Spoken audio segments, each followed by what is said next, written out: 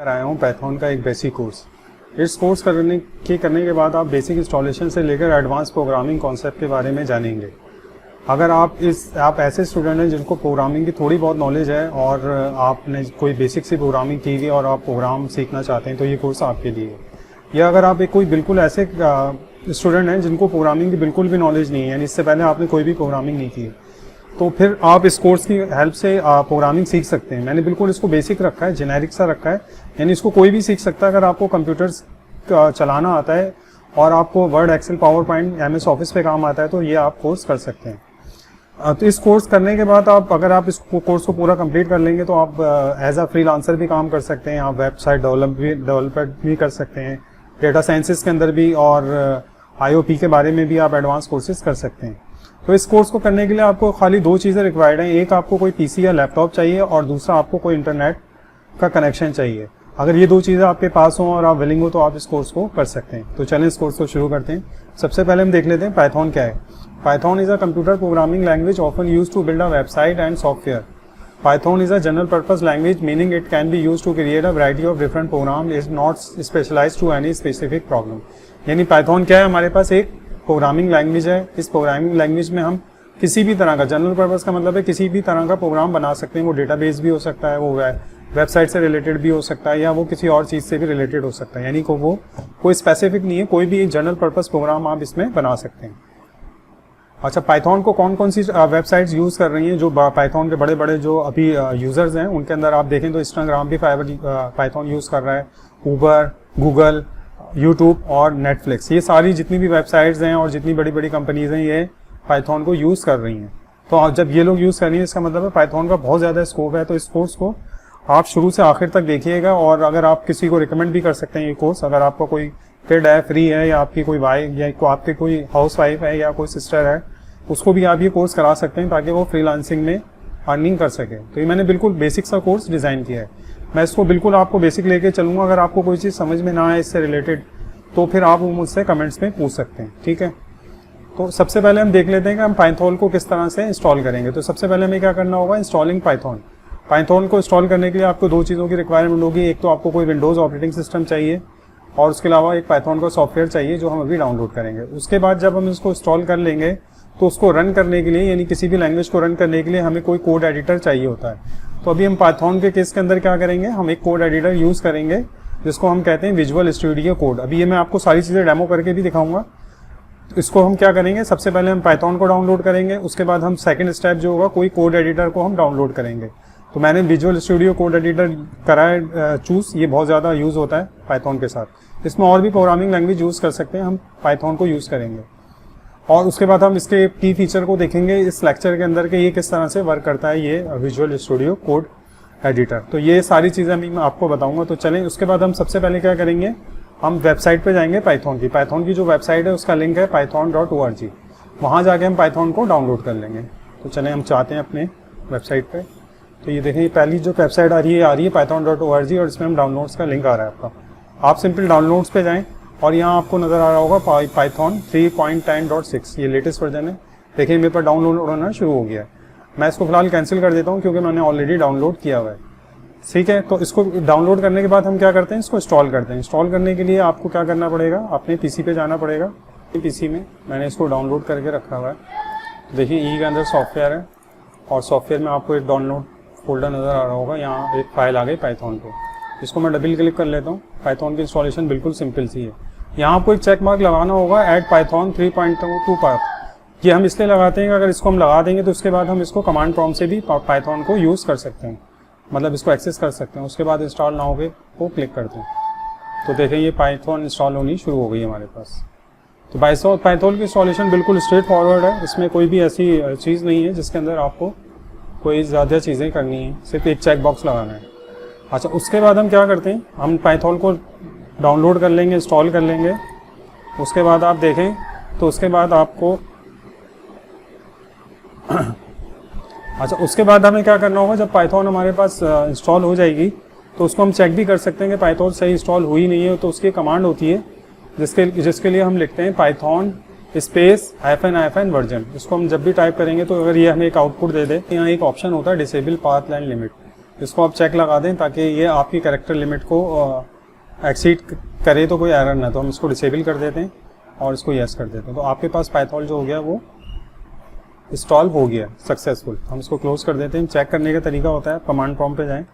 Command prompt पे जाने के लिए CMD को टाइप करें आप रन में, और यहाँ एक कमांड होती है जिसके लिए क्या होती है पाइथन, और उसके बाद आप क्या करते हैं -, और उसके बाद वर्जन लिखते हैं।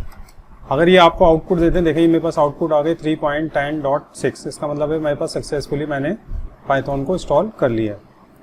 तो यहाँ तक हमने देख लिया कि हम पाइथन को इंस्टॉल करने के बाद चेक भी कर लेते हैं। उसके बाद हम क्या जाते हैं, उसके बाद बहुत इंपॉर्टेंट कॉन्सेप्ट शुरू होता है कि उसके बाद हमने देखना है कोड एडिटर। कोड एडिटर मैंने आपको पहले भी बताया था क्या होता है कि अगर कोई भी प्रोग्रामिंग लैंग्वेज है उसके अंदर कोड लगने के लिए आपको कोड एडिटर रिक्वायर्ड होता है। अगर नहीं भी करें तो आप कमांड प्रॉम्प्ट से कर सकते हैं, लेकिन कोड एडिटर के अंदर आपके साथ बिल्ट इन बहुत सारे फीचर्स होते हैं। तो मैंने जो कोड एडिटर लिखा है वो कौन सा है, मेरा विजुअल स्टूडियो कोड एडिटर। मैंने ये क्यों सेलेक्ट किया है, ये because it is a open source code editor maintain by Microsoft, क्योंकि ये एक ओपन सोर्स है और इसको कौन मेंटेन कर रहा है, माइक्रोसॉफ्ट। और सबसे बड़ा रीज़न ये बिल्कुल फ्री है, यानी आप इसके कोई चार्जेस नहीं देंगे। पाइथन भी बिल्कुल फ्री है और कोड एडिटर भी फ्री है। तो इसको हम डाउनलोड करते हैं।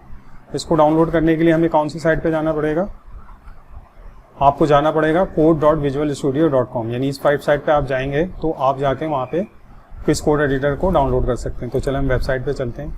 ये मैंने देखें ये टाइप कर दिया code.visualstudio.com। यहाँ से आप क्या करें, पाइथन को डाउनलोड कर लें।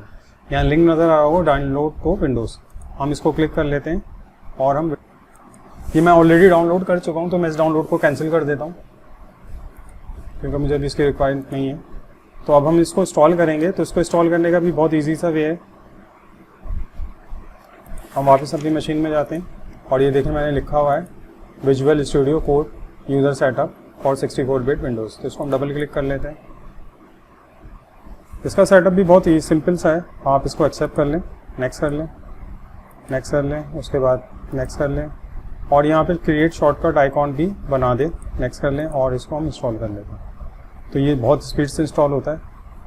बेसिकली ये कोड एडिटर है, बहुत अच्छा कोड एडिटर है। इसके अंदर आप C++, C, जावा वगैरह को भी यूज़ कर सकते हैं इस कोड एडिटर के साथ। लेकिन हमारे केस के अंदर हम किसको यूज़ करेंगे, हमारा पाइथन का बिल्कुल एक बेसिक सा प्रोग्राम है जो हम इस पर अभी बनाएंगे। ठीक है, देखें सबसे पहले ऊपर आपके पास आता है गेटिंग स्टार्ट का पेज। इसके अंदर मुख्तलिफ चीज़ें होती हैं कि अगर आप चाह रहे हैं कौन सा मोड रखना है, क्या रखना है या इससे रिलेटेड इन्फॉर्मेशन लगनी है तो यहाँ पर आ जाए। इस पर आपको लेफ्ट के ऊपर एक बार नज़र आ रही होगी, जो टूल बार नज़र आ रही होगी। इसमें बहुत सारे ऑप्शंस हैं, इसको भी हम डिस्कस करेंगे। लेकिन अभी सबसे पहले हम क्या करते हैं, जो सबसे पहला काम करना होता है विजुअल स्टूडियो कोड के करने के बाद उसको अभी आपको एक आइकॉन नज़र आ रहा होगा एक्सटेंशन का, इसको क्लिक कर लें। क्योंकि बेसिकली इसमें आपको जैसे ही आप इसको क्लिक करेंगे एक्सटेंशन को तो इसमें आपको एक एक्सटेंशन नज़र आएगा पाइथन। तो इसको हमें इंस्टॉल करना पड़ेगा। इसी तरह अगर आप देखें तो आपको और भी एक्सटेंशन नज़र आ रहे होंगे जो मुख्तलिफ लैंग्वेजेस के साथ यूज़ तो करते हैं। लेकिन अभी हमारे केस में क्या है, हम सिर्फ इसको पाइथन वाले को इंस्टॉल कर लेंगे। तो सिंपल आपने क्या करना है, इसको इंस्टॉल करना है। जब ये आप इंस्टॉल कर लेंगे तो ऑटोमेटिक आपकी ये टेक्स्ट एडिटर पाइथन के साथ इंटीग्रेट हो जाएगा। तो आपको सिंपल क्लिक करना है इंस्टॉल पे। देखिए मैंने इंस्टॉल पे क्लिक कर दिया। थोड़ा सा टाइम लेता है तो उसके लिए हम अपनी स्लाइड तक चले जाते हैं दोबारा। ठीक है, आपने ये पाइथन के अंदर क्या करा, पाइथन भी डाउनलोड कर लिया, कोड एडिटर भी आपने डाउनलोड कर लिया। उसके बाद हमने क्या करा, इंस्टॉल का आपको पाइथन को नज़र आ रहा होगा तो आपने पाइथन को इंटीग्रेट कर दिया अपने कोड एडिटर के साथ। देखिए इंस्टॉलिंग के ऊपर गया है। अच्छा, उसके बाद ये इंस्टॉल हो जाएगा। इंस्टॉल होने के बाद अब आपके पास क्या हो गया, आपने डाउनलोड भी कर लिया पाइथन को और कोड एडिटर को भी डाउनलोड कर लिया। अब जो सबसे इंपॉर्टेंट काम होता है प्रोग्रामिंग लैंग्वेज में वो क्या होता है, सबसे पहले आप क्या करते हैं, क्रिएट करते हैं प्रोजेक्ट फोल्डर। प्रोजेक्ट फोल्डर क्या होता है कि अगर आप कोई भी प्रोग्रामिंग लैंग्वेज स्टार्ट करते हैं तो उसके अंदर आप बहुत सारे प्रोजेक्ट बनाते हैं। तो आप अगर एक प्रोजेक्ट फोल्डर को क्रिएट कर लेंगे सिंगल को अपने सोर्स कोड को सेव करने के लिए, तो उसके बाद क्या होता है, आप उसके अंदर मुख्तलिफ प्रोजेक्ट्स को सेव कर सकते हैं। तो सबसे अच्छी गुड प्रैक्टिस होती है हम कोई प्रोजेक्ट फोल्डर बना लेते हैं, single project folder for source code, यानी एक ही हो ताकि आपको उसको सर्च करने में ईजीली हो, आप उसको ढूंढ सकें। मैं एक वर्क स्पेस के नाम से एक फोल्डर बनाता हूँ, सिंगल प्रोजेक्ट फोल्डर बनाता हूँ वर्क स्पेस के नाम से, और उसके अंदर मैं क्या करता हूँ, और उसके अंदर मैं एक जो है अपना एक प्रोजेक्ट बनाता हूँ पाइथन कोर्स कोड के नाम से। तो ये क्या होगा, इससे आपको बहुत आसानी रहेगी कि हमारे पास किस तरह से हो रहा है। मैंने क्योंकि ऑलरेडी एक बनाया हुआ भी था तो मैं उसको फ़िलहाल डिलीट कर देते हैं। हम बनाते हैं एक नया प्रोजेक्ट फोल्डर बना लेते हैं वर्क स्पेस। आप भी इसी सीक्वेंस में बनाइएगा। अब इस प्रोजेक्ट फोल्डर के अंदर हम क्या करेंगे, अपने सारे जितने प्रोजेक्ट बनाएंगे उनका नाम लिख लेंगे। जैसे मैं ये पहला प्रोजेक्ट बनाऊंगा पाइथन का, पाइथन डैश कोर्स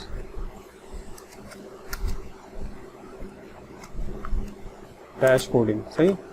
यानी मैं अपनी जितनी भी कोडिंग करूंगा पाइथन कोर्स की वो मैं सारी इसमें सेव कर लूँगा। ठीक है, अब ये मेरी सारी कोडिंग कहाँ सेव होगी, यहाँ सेव होगी। अब हम क्या करते हैं,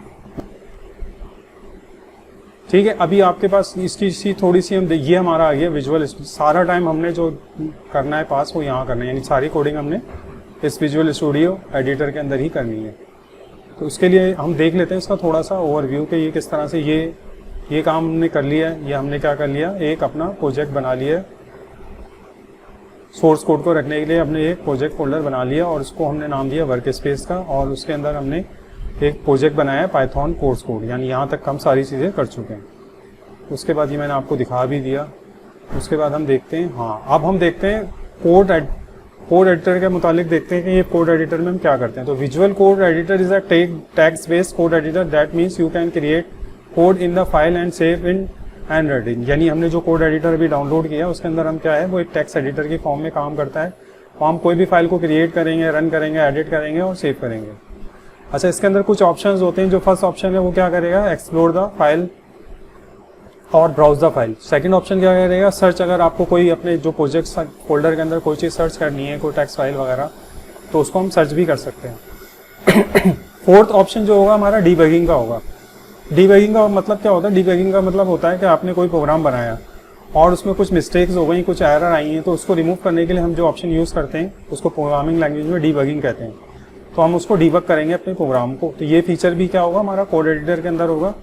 और final option is extension in which use to allow the different language to work with Visual Code. यानी ये सबसे पहले मैंने आपको दिखा दिया था एक्सटेंशन का। तो हम चलें इसको चेक भी कर लेते हैं। तो पहला ऑप्शन मैंने आपको क्या बताया था, आपको मैंने बताया था फाइल एंड फोल्डर का। देखें यहाँ आ रहा है एक्सप्लोरर। एक्सप्लोरर में हम क्या करते हैं, कोई भी फाइल एंड फोल्डर को हम क्या कर सकते हैं, ओपन कर सकते हैं। जैसे मैंने अभी कोई फाइल फोल्डर अपना प्रोजेक्ट फोल्डर बनाया, उसको मैं यहाँ से ही ओपन करता हूँ। तो मैं ओपन फोल्डर में जाता हूँ और उसको मैंने बताया था डी के अंदर। तो हम डी में चले जाते हैं और यहाँ हमने बनाया था वर्क स्पेस के नाम से। और अभी हमारा जो प्रोजेक्ट है वो क्या है, हमारा पाइथन कोर्स कोडिंग। ठीक है, देखिए ये मेरे पास अभी क्या आ गया, ये मेरे पास आ गया जो मैंने प्रोजेक्ट लोड किया था वो आ गया।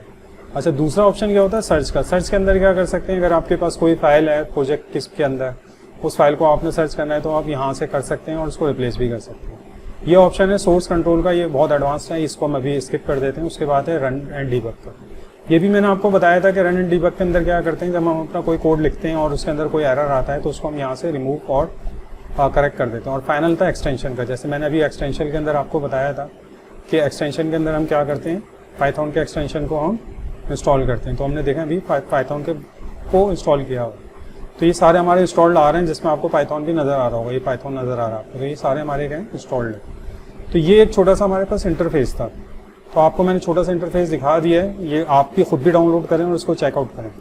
ठीक है, ये सारी चीज़ हमने डिस्कस कर ली। उसके बाद हम आगे देखते हैं, आगे क्या है। ये सारी चीज़ें देख ली हमने, ये भी देख लिया है। उसके बाद हमने ये देख लिया था कि हमारे पास जो है वर्क स्पेस के अंदर फोल्डर कहाँ बना है, हमने फोल्डर को ओपन भी करा के देख लिया।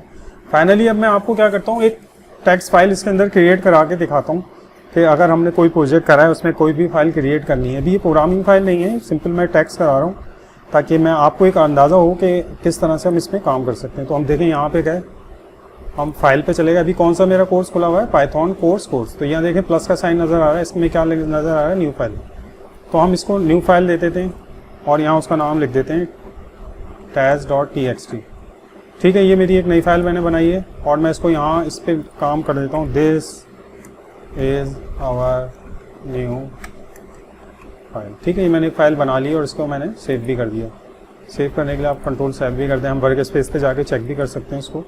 जैसे देखें, ये मैं वर्क स्पेस के अंदर गया, पाइथन कोडिंग में गया, तो देखें मेरे पास text.txt आ गई और इसको मैंने ओपन कर लिया तो हमारे पास ये फाइल आ गई। तो आपने देखा कि बिल्कुल ईजीली हम इसमें ये सारा काम ईजिली कर सकते हैं। हमने कोई अपना पाइथन के एडिटर के अंदर एक छोटी सी टेक्स्ट फाइल भी बनाई है। तो उसके बाद हम क्या करेंगे, अब नेक्स्ट वीडियो के अंदर अभी हम क्या करेंगे, इसके अंदर कुछ थोड़ी सी और चीज़ों को, एडवांस चीज़ों को देखेंगे। तो अगर आपको, और मेरे चैनल को, वीडियो को लाइक करें और चैनल को सब्सक्राइब करें ताकि मैं इसी तरह का कंटेंट बनाऊं। ये वीडियो आप शेयर भी करें अगर आप किसी को पाइथन सिखाना चाह रहे हैं, क्योंकि मैंने इसको बिल्कुल बेसिक लेवल पे जाके क्रिएट किया है। Again thank you very much for your time.